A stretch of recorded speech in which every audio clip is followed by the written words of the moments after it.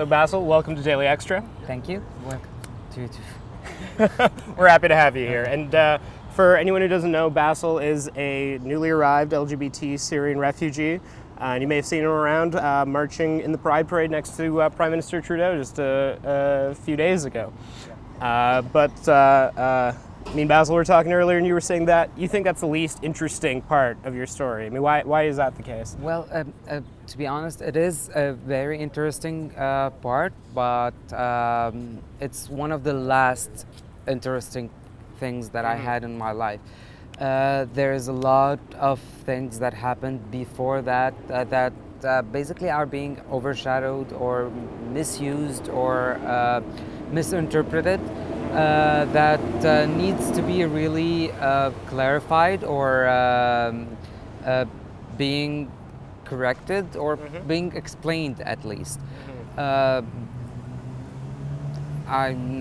don't know. Should if you want to ask on specific places, or should I just Sure. No, let's get into it. What was life in Damascus like for queer Syrian men?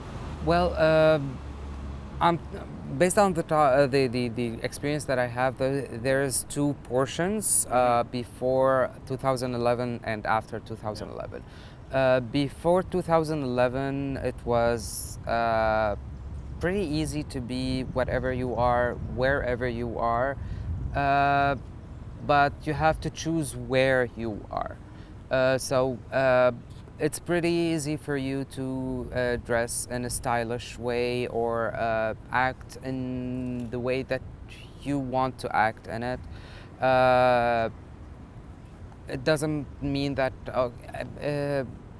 I'm not classifying people, but if you want to be presented as a gay person, you will be able to be presented as a gay person. If you presented as a heterosexual person, you will be able to be presented as heterosexual, even though that you're gay. There is, but it all depends on the area. The most of the high-class areas were more open-minded and more acceptable for the fact that yes, the homosexuality exists, and it's not a disease, it's not a psychological problem. They are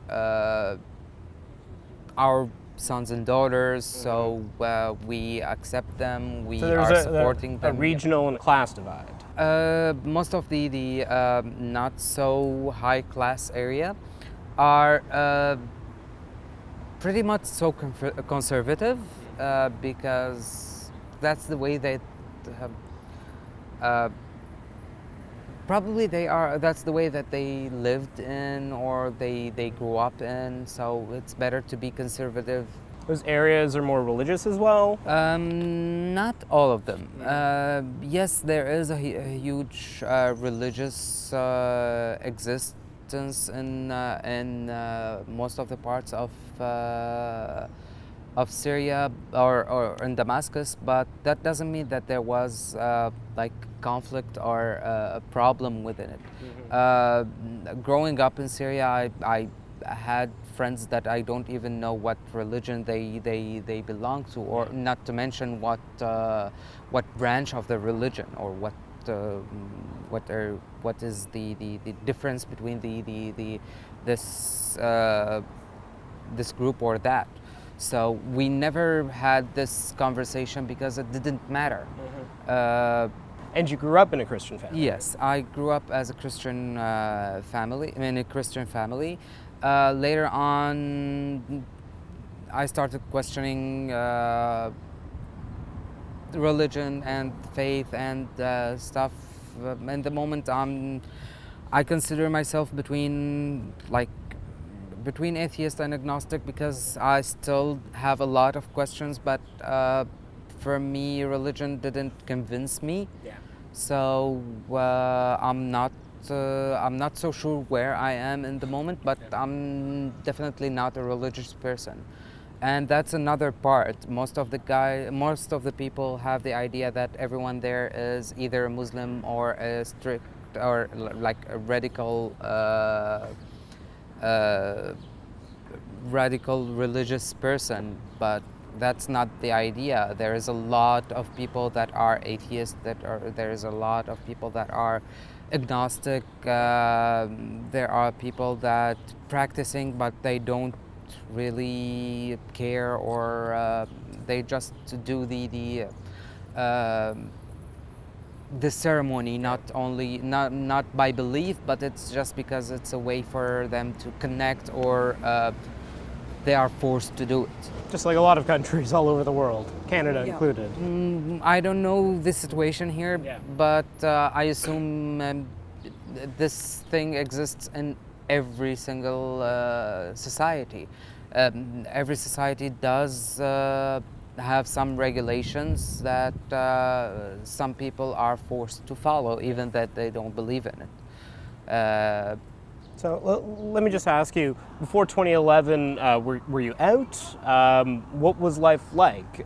Did you have a lot of LGBT friends? I had a lot of LGBT friends, and we used to hang out on daily basis. There was cafes and spots that we usually met after work, after finishing our life.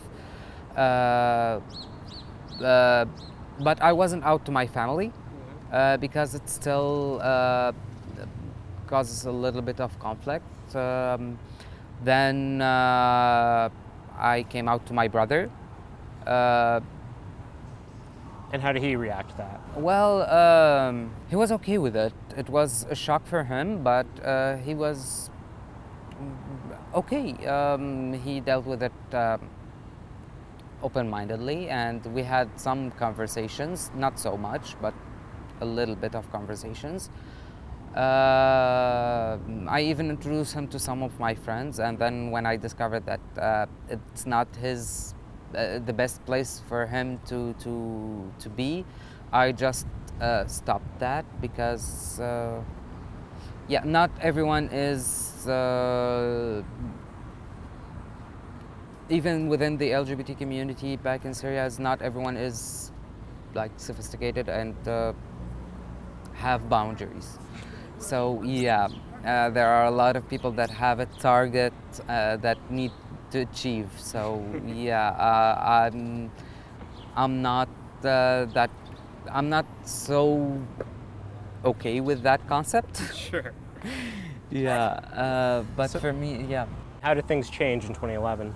Well, at the beginning, the change was more afraid of your life to be an accidental bombing or an accidental incident or something that happens.